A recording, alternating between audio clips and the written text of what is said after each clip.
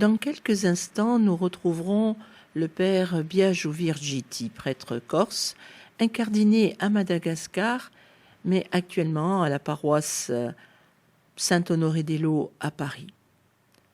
Il nous propose les commentaires de la parole de ce dimanche. Bonne écoute.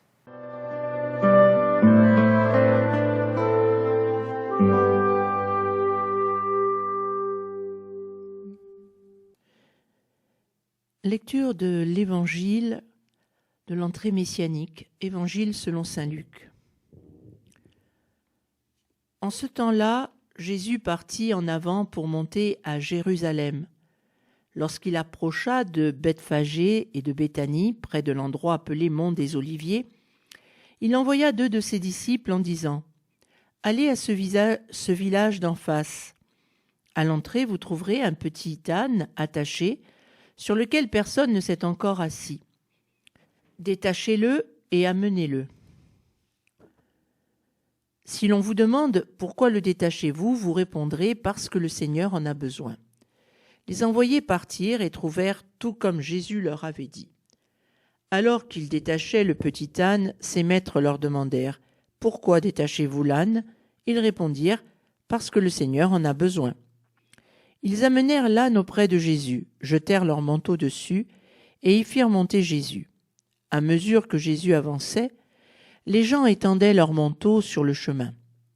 Alors que déjà Jésus approchait de la descente du mont des Oliviers, toute la foule des disciples remplis de joie se mit à louer Dieu à pleine voix pour tous les miracles qu'ils avaient vus.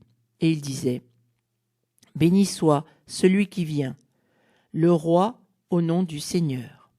Paix dans le ciel et gloire au plus haut des cieux. » Quelques pharisiens qui se trouvaient dans la foule dirent à Jésus : « Maître, réprimande tes disciples. » Mais il prit la parole en disant : « Je vous le dis, si eux se taisent, les pierres crieront. » Parole du Seigneur.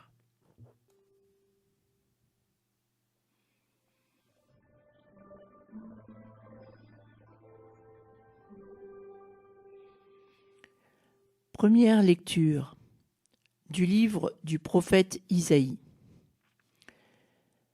Le Seigneur mon Dieu m'a donné le langage des disciples pour que je puisse d'une parole soutenir celui qui est épuisé. Chaque matin il éveille mon oreille pour qu'en disciple j'écoute. Le Seigneur mon Dieu m'a ouvert l'oreille et moi, je ne me suis pas révolté. Je ne me suis pas dérobé. J'ai présenté mon dos à ceux qui me frappaient et mes joues à ceux qui m'arrachaient la barbe. Je n'ai pas caché ma face devant les outrages et les crachats. Le Seigneur mon Dieu vient à mon secours. C'est pourquoi je ne suis pas atteint par les outrages. C'est pourquoi j'ai rendu ma face dure comme pierre. Je sais que je ne serai pas confondu. Parole du Seigneur. Le refrain du psaume 21. Mon Dieu, pourquoi m'as-tu abandonné ? Tous ceux qui me voient me bafouent, ils ricanent et hochent la tête. Ils comptaient sur le Seigneur, qu'il le délivre, qu'il le sauve puisqu'il est son ami. Oui, des chiens me cernent, une bande de vauriens m'entoure. Ils me percent les mains et les pieds, je peux compter tous mes os. Ils partagent entre eux mes habits et tirent au sort mon vêtement. Mais toi, Seigneur, ne sois pas loin. Ô ma force, viens vite à mon aide. Tu m'as répondu, et je proclame ton nom devant mes frères. Je te loue en pleine assemblée. Vous qui le craignez, louez le Seigneur.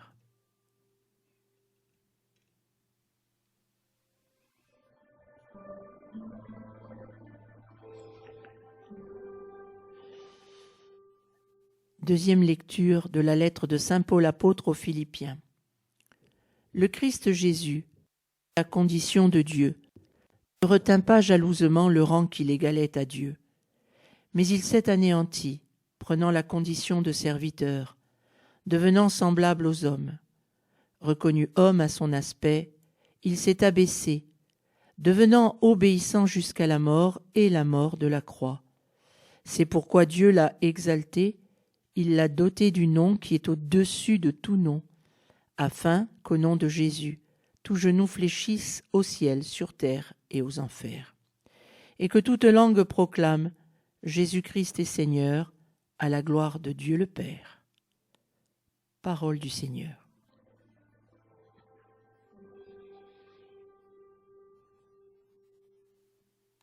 Chers amis auditeurs, bonjour. Le Seigneur nous donne, dans ce dimanche, de rentrer dans la semaine de la Passion, de ce dimanche des Rameaux. Et des Rameaux à la Passion, le Christ nous envoie pour préparer cette Pâque, qu'il a ardemment désiré manger avec nous. C'est pourquoi l'Église tout entière fait sienne les paroles de Paul que nous avons proclamées dimanche dernier. Une seule chose compte, je poursuis ma course vers le but, en vue de connaître le Christ, éprouver la puissance de sa résurrection et communier aux souffrances de sa passion, en devenant semblable à lui dans sa mort, pour parvenir à la résurrection d'entre les morts. Donc l'Église désire suivre son Seigneur sur le Via Crucis, dans sa passion, dans sa souffrance, dans sa mort. Le connaître, l'aimer, faire un avec lui, pour ressusciter. Alors, habité d'un ardent désir de vivre sa propre Pâque à elle, notre Sainte Mère l'Église se prépare à s'immerger aux sources de la vie divine, qu'elle célèbre chaque année durant la semaine du salut. L'épouse nous encourage ainsi à la suivre dans cet élan vers l'époux. Elle nous dit, au début de la procession des rameaux, « Frères et sœurs bien-aimés, depuis le début du carême, nous avons préparé nos cœurs par la pénitence et la pratique de la charité. » Voilà ce que nous avons fait durant le carême. Nous voici rassemblés aujourd'hui pour commencer avec toute l'Église la célébration du mystère pascal de notre Seigneur, celui de sa passion et de sa résurrection. En vue d'accomplir ce mystère pascal, il a fait son entrée dans sa ville de Jérusalem. Mettons toute notre foi et tout notre amour à rappeler maintenant le souvenir de cette entrée de Jésus notre Sauveur, et suivons le Seigneur, afin qu'associés par grâce à la croix, nous ayons part à la résurrection et à la vie. Donc l'Église suit, accompagne, pour accomplir le mystère pascal de son Seigneur et son propre mystère pascal, qui est le moment du témoignage ultime. En ce dimanche, les catéchumènes font la reditio symboli. Ils redonnent le symbole des apôtres avec leur vie. Ils disent pourquoi ils croient en Dieu créateur, comment Dieu a créé leur histoire et les a conduits. Ils croient en Jésus-Christ Sauveur et de quoi Jésus-Christ les a sauvés. Ils croient en l'Esprit Saint, qui est Seigneur et qui donne la vie. Comment l'Esprit Saint leur a donné la vie, les a guidés vers le Christ. Ils croient en l'Église, à son ministère de salut, à sa bienveillance, à cette mère pleine de compassion pour le pécheur. Ils croient à la vie éternelle, au pardon des péchés et surtout à la résurrection de la chair. Donc dans cette foi, le catéchumène va être immergé dans les eaux de la mort, de la nuit de Pâques, pour ressurgir du tombeau à la vie nouvelle. Et lorsque l'Église bénit les palmes et les rameaux, elle nous enseigne encore qu'en suivant dans l'allégresse le Christ notre Roi, nous puissions parvenir par lui jusqu'à la Jérusalem éternelle. Car aujourd'hui nous tenons à la main ces rameaux pour acclamer le Christ en son triomphe. Puissions-nous par nos œuvres bonnes porter en lui du fruit à sa gloire. Elle nous envoie donc dans un cortège triomphal, accompagner son bien-aimé. Maintenant, frères et sœurs bien-aimés, imitons les foules de Jérusalem, heureuses d'acclamer Jésus, et avançons dans la paix. Il y a les deux aspects dans la procession des rameaux. Tout d'abord, la joie d'accompagner le Seigneur qui rentre dans Jérusalem, qui rentre dans son temple, dans sa ville, pour accomplir le mystère pascal. Il y aura la proclamation de la parole, avec la parole du serviteur, avec cette l'hymne à la kénose, l'hymne à l'incarnation, à la descente du Christ qui s'est dépouillé lui-même en prenant la condition d'esclave pour nous sauver, et que Dieu a exalté. Et il y aura la proclamation de la passion. dans ces paroles qui vont manifester la souffrance du Christ, son acquiescement à la volonté de Dieu. L'Église qui cherche à nous transmettre la foi célèbre hein, la liturgie en éclatant en cris de joie. Dans la préface, elle dira « Alors qu'il était innocent, il a voulu souffrir pour les coupables ». C'est ce qu'on retrouve dans l'hymne de la Pâque, l'exultet, pour racheter l'esclave, tu as donné ton fils. Sans avoir commis le mal, il s'est laissé condamner pour les criminels. Sa mort a effacé nos fautes et sa résurrection a fait de nous de justes. Donc nous sommes appelés à courir avec empressement vers le Christ, notre Pâque, qui va s'immoler pour nous et nous revêtir de sa sainteté. La mort et la vie vont s'affronter dans un prodigieux duel, comme nous dit l'hymne de Pâques, la semaine in albis. L'auteur de la vie sera mis à mort. Le Messie, lion pour vaincre, se fera agneau pour souffrir. Mais à l'aube du 8e jour, il se relèvera d'entre les morts, vivant, il triomphe et vient nous emporter avec lui. C'est pourquoi le Seigneur nous exhorte à aller préparer la Pâque.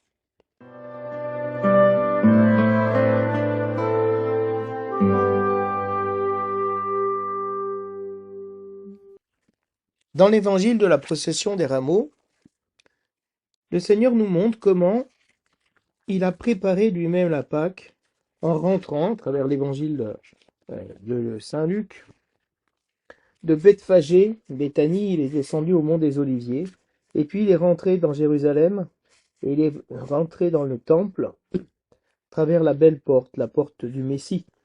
Et donc il est parti de chez ses amis Marthe et Marie, Lazare, depuis Bethphagée, il a descendu le mont des Oliviers pour arriver à Jérusalem. Et il envoie ses disciples trouver un petit d'une ânesse, un petit âne, qui sera attaché et que personne n'aura monté. Donc il est suffisamment jeune, mais on peut commencer à monter sur lui, être porté par lui. Ils vont le détacher, ils vont le délier. C'est l'image du chrétien qui porte le Christ.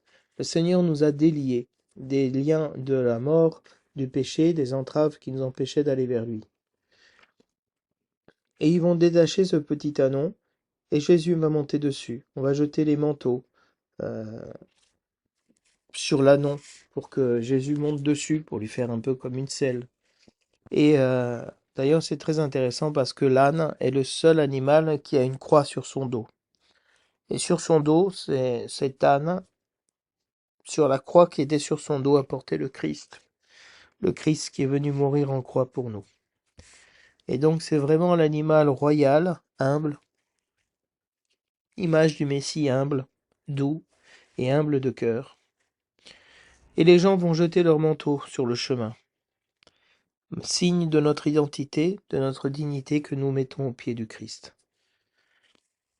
Et tout le monde crie de joie de voir le Messie pour les miracles qu'ils ont vus. Et ils vont dire, béni soit celui qui vient au nom du Seigneur, paix dans le ciel et gloire au plus haut des cieux. C'est ce que nous chantons au moment de la messe, lorsque Jésus-Christ entre dans notre monde visible à travers l'incarnation, dans la consécration des saintes espèces.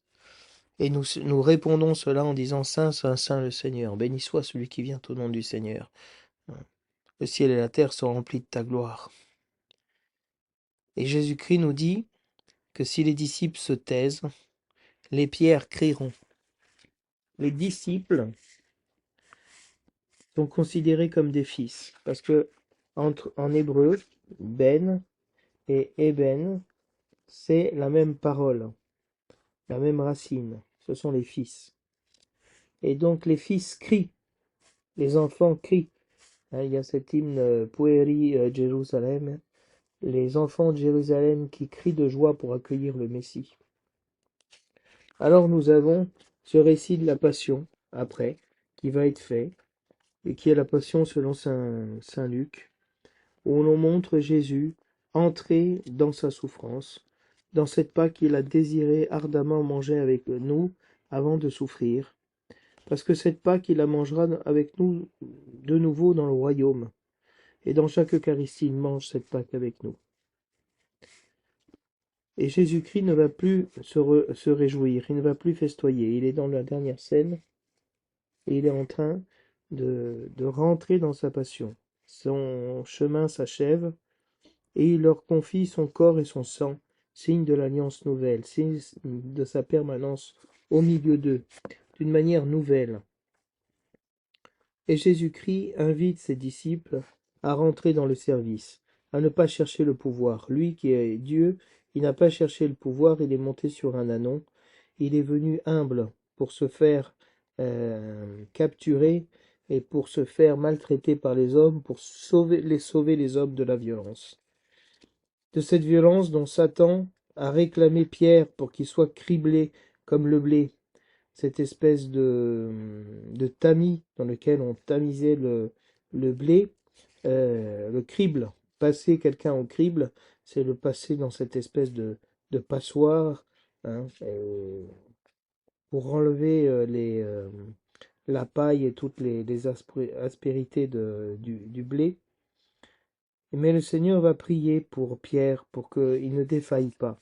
Parce que ce qu'ils vont vivre au moment de la passion va être extrêmement violent. Ils vont voir le Seigneur de l'univers qui va être mis à mort. Il va être complètement euh, anéanti. Ils vont peut-être se scandaliser, mais Dieu va prier pour eux, pour qu'ils ne se scandalisent pas. Et Pierre dit qu'il est décidé, lui. Il est capable d'aller en prison avec lui et jusqu'à la mort. Mais le Seigneur lui déclare que le coq n'aura pas chanté aujourd'hui avant que lui, il n'ait trahi 3 fois. 3 fois, c'est une image pour dire euh, complètement. C'est pas tu te trompes une fois, tu renies une fois, bon voilà. Tu t'es laissé emporter. Non, non, 3 fois. 3 fois. C'est-à-dire que c'est une réalité profonde dans l'homme de trahir le Seigneur, de ne pas pouvoir rentrer avec lui dans la mort. Il sera vraiment criblé. Et le démon essaiera de le faire renier le Christ et qu'il se méprise et qu'il se suicide après avoir trahi le Christ, comme il est advenu à Judas.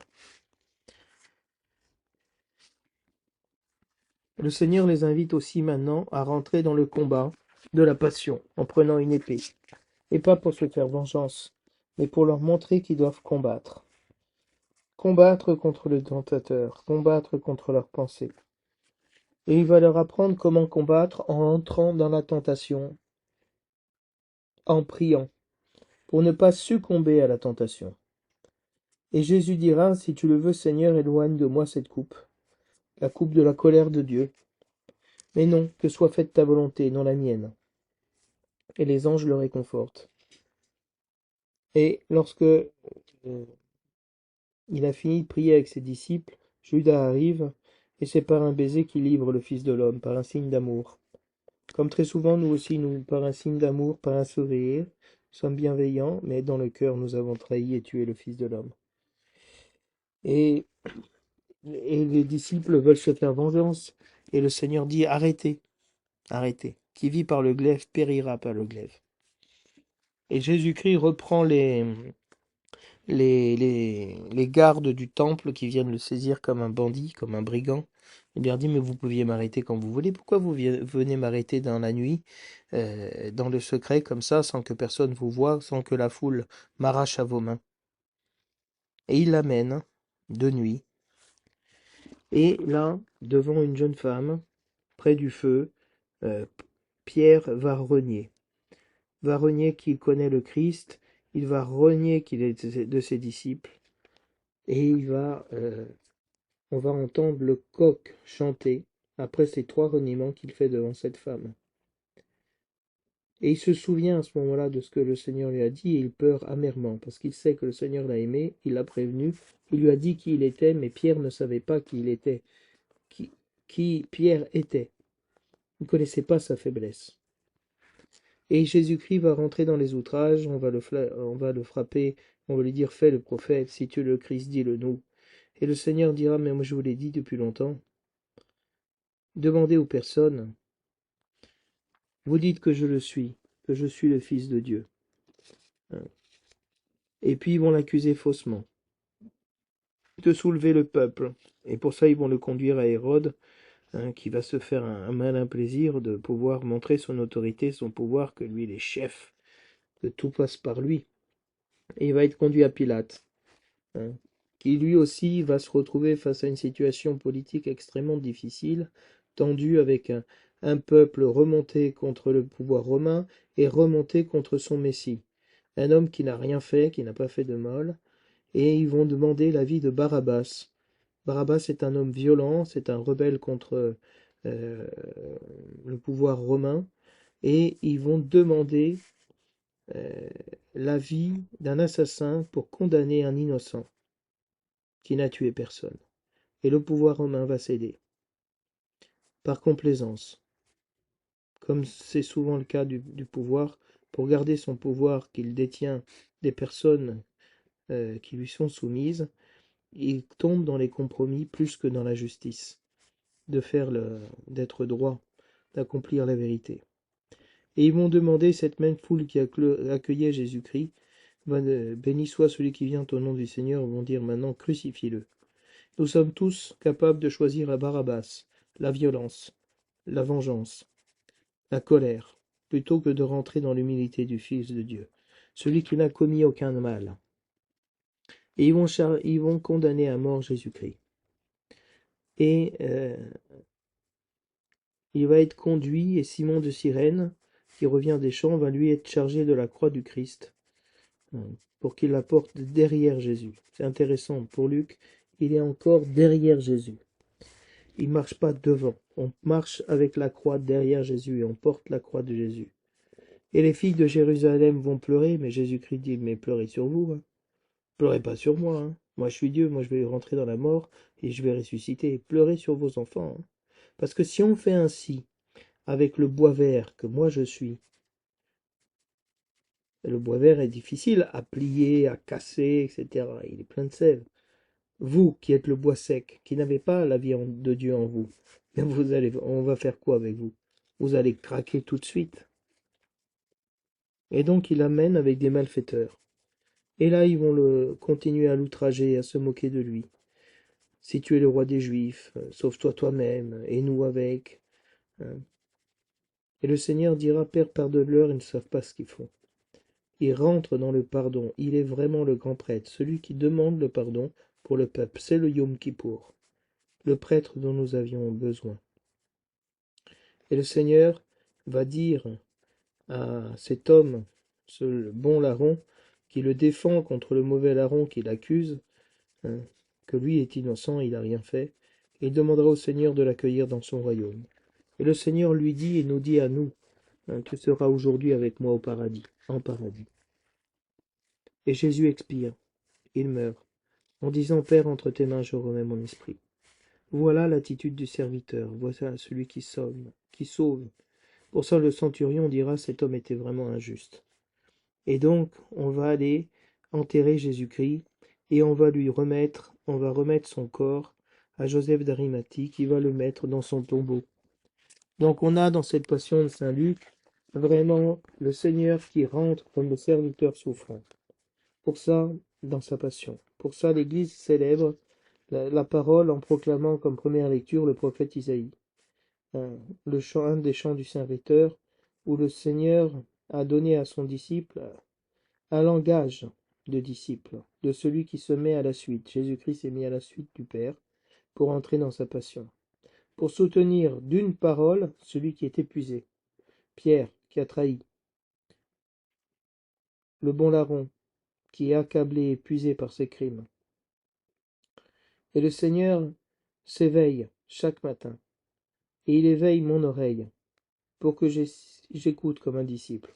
Il m'a creusé l'oreille pour que j'apprenne à écouter. Écoute Israël, tu aimeras le Seigneur ton Dieu de tout ton cœur, toute ton âme, toutes tes forces et ton prochain comme toi-même.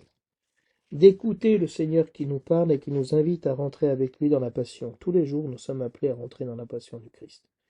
Et Jésus-Christ ne s'est pas révolté, ne s'est pas dérobé. Il a même présenté son dos à ceux qui le frappaient, ses joues à ceux qui lui arrachaient la barbe. Il n'a pas caché sa face aux outrages, aux crachats, aux insultes. Et alors, que s'est-il passé? Dieu est venu à son secours. Il a rendu son visage dur comme une pierre.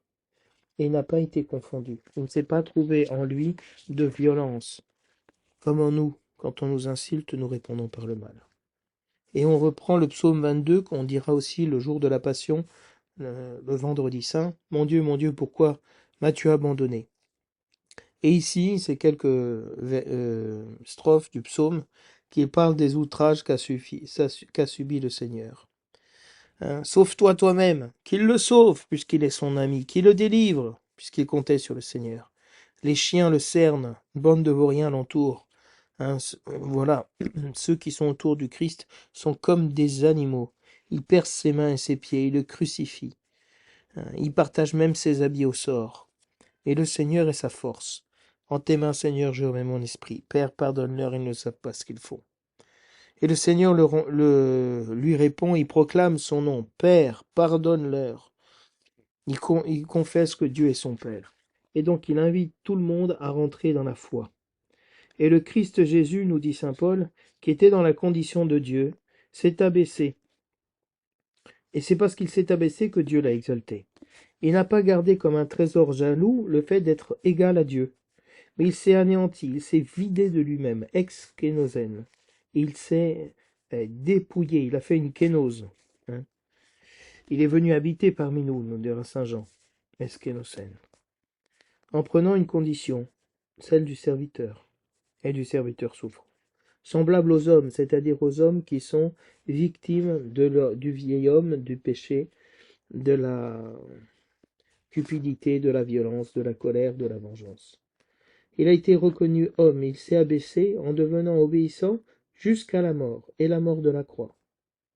Il n'a pas mis de limite à cette descente. Il s'est fait le dernier de tous. C'est pourquoi Dieu l'a exalté, il l'a doté du nom qui est au-dessus de tout nom. Il lui a donné vraiment le nom de Dieu, Adonai, Yahvé, le Seigneur, pour qu'au nom de Jésus, de Dieu sauve, tout genou fléchisse au ciel, sur terre et en enfer, c'est-à-dire sur toute la réalité de l'homme. Ceux qui sont sur la terre, ceux qui sont au paradis et ceux qui sont dans le sommeil de la mort. Et que toute langue puisse proclamer Jésus-Christ est le Seigneur. Cet homme était vraiment le Fils de Dieu. Alors je vous invite, chers amis auditeurs, à rentrer dans la Passion et à demander cette grâce au Seigneur. Je vous dis à la semaine prochaine et bonne semaine sainte à tous. Nous te louons, nous t'adorons, de ta croix a jailli la joie dans le monde.